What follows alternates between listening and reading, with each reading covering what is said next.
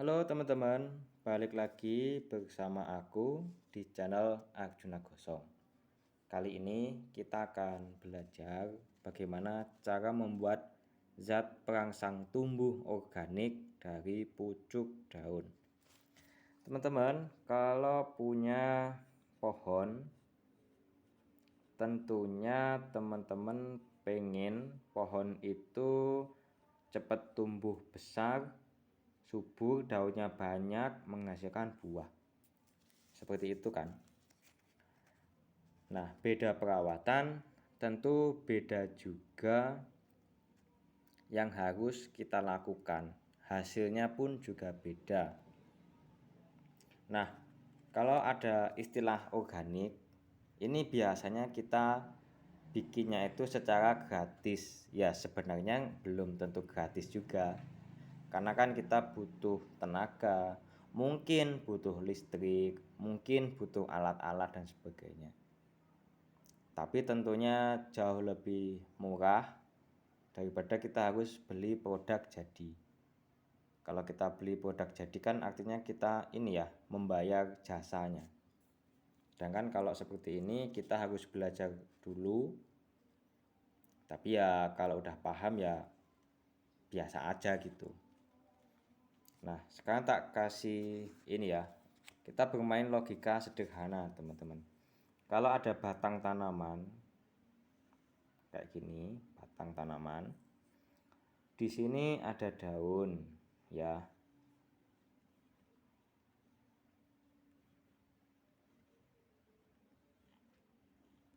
Gitu. Jelek nggak apa-apa lah. Nah, dalam setiap hari teman-teman, ini misalkan usianya udah 12 hari daun ini ya. Ini hanya contoh ya. Yang ini 10 hari. Yang ini 8 hari. Ini hanya contoh angkanya ini. Yang ini masih 4 hari misalkan. Ya. Nah, daun ini teman-teman, kalau dia usia 12 hari dibandingkan ini 4 hari, lebih lebar mana? Bisa jadi lebih lebar ini. Tetapi kenapa lebar atau beratnya daun ini itu tidak sampai 3 kali lipatnya ini? Atau dengan kata lain, kalau dalam 4 hari ini sudah panjangnya 10 cm, kenapa yang 12 hari ini panjangnya masih aja 15 cm? Atau tetap aja ya, ketika udah 14 hari, 15 hari, kenapa ini daunnya tetap tidak menjadi bertambah panjang, bertambah besar? Kenapa teman-teman? Karena zat perangsang tumbuhnya itu yang paling banyak ada di pucuk. Itu ada iklannya ya, teh pucuk gitu ya. Pucuk-pucuk yang disukai sama ulet itu yang pucuk. Kenapa? Karena banyak sekali hormon yang ada di pucuk. Contohnya hormon auksin, giberelin, sitokinin, dan lain sebagainya itu terkonsentrasi pada daerah pucuk. Jadi kalau kita katakan mengolah ya, sama-sama 1 kilo bahan yang dari pucuk sama 1 kilo dari bahan yang enggak pucuk atau daun tua, maka untuk pertumbuhan jelas yang di pucuk akan menghasilkan lebih oke. Nah, terus cara bikinnya bagaimana? Cara yang paling cepat itu dengan dipotong. Dipotong itu maksudnya tidak harus menggunakan pisau, tapi pakai blender juga bisa, teman-teman. Iya, blender, cuma di blender. Nah, blender listrik. Ambil ini daun atau batang yang muda ya, yang dipotong pakai jari mudah, bukan yang pakai pisau. Kalau pakai pisau ya di sini juga mudah. Oke. Sekali lagi, sama-sama 1 kg bahan pucuk itu jauh lebih bagus daripada 1 kg bahan daun yang tua, teman-teman. Karena kadar hormon pemicu tumbuhnya lebih tinggi yang pucuk. Ini juga berlaku untuk manusia, teman-teman. Kalau manusia memakan daun yang muda, makanya kalau makan sayur yang diambil daun yang muda ya teman-teman ya, bukan daun yang tua. Makanya manusia yang enggak makan daging, dia tetap bisa tumbuh semakin tinggi kalau makanan sayurnya itu banyak dan yang dimakan pucuknya, teman-teman. Oke. Nah, caranya dengan dihaluskan di blender. Terus kalau misalkan pucuknya cuma sedikit, ya kita ambil dari daun yang tua juga nggak masalah, teman-teman. Hasil dari larutan atau cairan ini nanti itu insya Allah jauh lebih cepat menumbuhkan tunas dan pertumbuhan tanaman daripada kotoran hewan, teman-teman. Semua tentu pengen tanamannya tumbuh dengan cepat, kecuali penghobi bonsai. Kalau bonsai mah bisanya malah kalau bisa jangan di ini ya, jangan tumbuh gede ya. Dibatasi.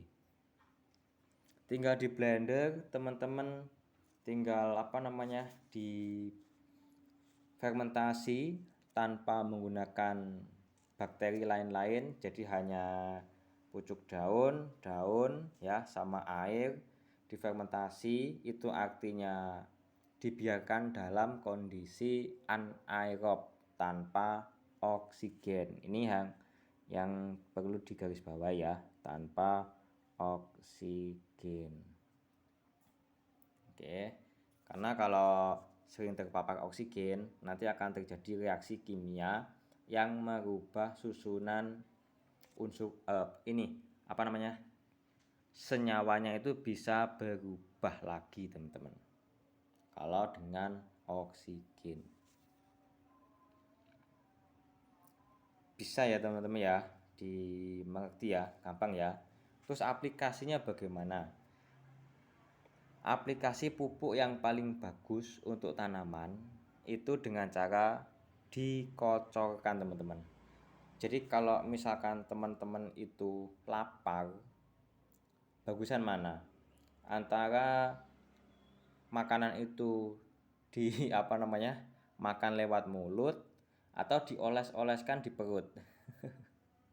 Nah, memang tidak sama persis dengan manusia. Tumbuhan juga bisa menyerap nutrisi dari daun, batang ya, tetapi yang paling bagus tetap lewat akar. Jadi aplikasi yang terbaik adalah dengan cara dikocor. Itu, teman-teman. Dosisnya bagaimana? Dosis yang paling sederhana ya, itu adalah 1:50. Teman-teman bisa cek ini dulu ya, teman-teman. Kalau dalam beberapa hari sepertinya tidak ada perkembangan, berarti perlu ditingkatkan dosisnya. Ditingkatkan itu semakin pekat artinya, teman-teman ya, menjadi 1:30. Jadi 1 liter ini 30 liter air biasa, lalu disiramkan. Itu namanya dinaikkan dosisnya. Itu yang ini ya, yang angka di belakang ini dikecilin. Jangan langsung tiba-tiba 1:10, teman-teman. Kenapa? Tanaman bisa kaget. Jadi ada proses yang namanya adaptasi. Diperkenalkan dulu dari yang encer, kemudian di encer ini beberapa hari gitu ya. Setelah mulai adaptasi, dinaikin dosisnya. Setelah beberapa hari lagi, dinaikin lagi dosisnya.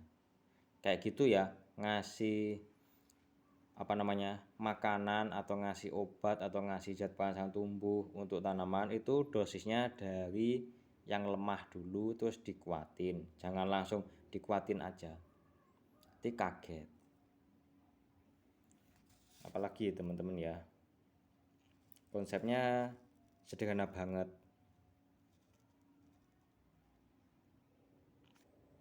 Ya wis, gitu aja teman-teman. Terima kasih. Kalau teman-teman mau menambahkan, silahkan tulis di kolom komentar ya.